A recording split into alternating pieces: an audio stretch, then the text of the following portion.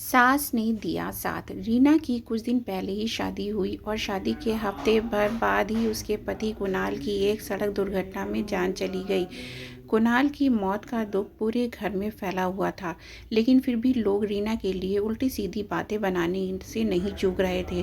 हर कोई कुणाल की मौत का जिम्मा रीना के सर ही रख रहा था और बेचारी रीना, जिसका रो रो कर ऐसा हाल हो चुका था कि उसे खुद का भी होश नहीं था। घर की कुछ औरतों ने रीना के पास आकर उसके शरीर से एक एक करके सारी सुहाग की निशानियां हटा दी और कुणाल की दादी ने रीना को अपनी साड़ियों में से एक सफ़ेद रंग की साड़ी लाकर उड़ा दी। तभी किसी ने कहा कि अब जब कुणाल ही नहीं रहा तो रीना के इन लंबे बालों का क्या मतलब।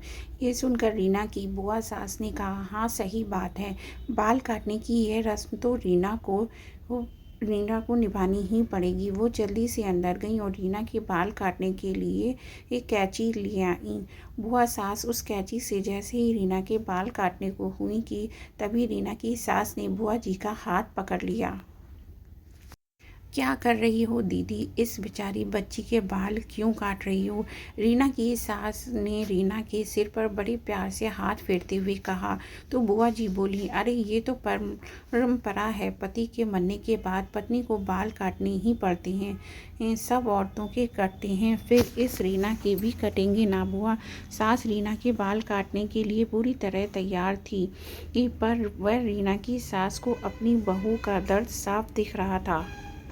नहीं, मेरी रीना बाल नहीं कटवाएगी। रही परंपराओं की बात, तो कुछ परंपराएं अगर गलत हों तो उन्हें बदल देना चाहिए। हर इल्ज़ाम और हर परंपरा सिर्फ औरतें ही क्यों सहें। मेरा कुणाल रीना से बहुत प्यार करता था और रीना भी उससे बहुत चाहती थी। अगर आज कुणाल ज़िंदा होता तो वो ये सब बिल्कुल बर्दाश्त नहीं करता।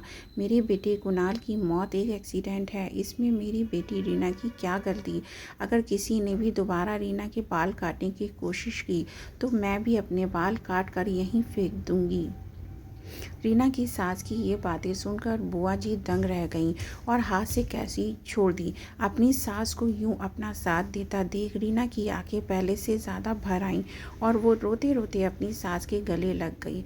उस वक्त रीना भले ही पूरी तरह टूटी हुई थी, पर अपनी सास का साथ पाकर उसका मन कुछ हल्का हो गया था।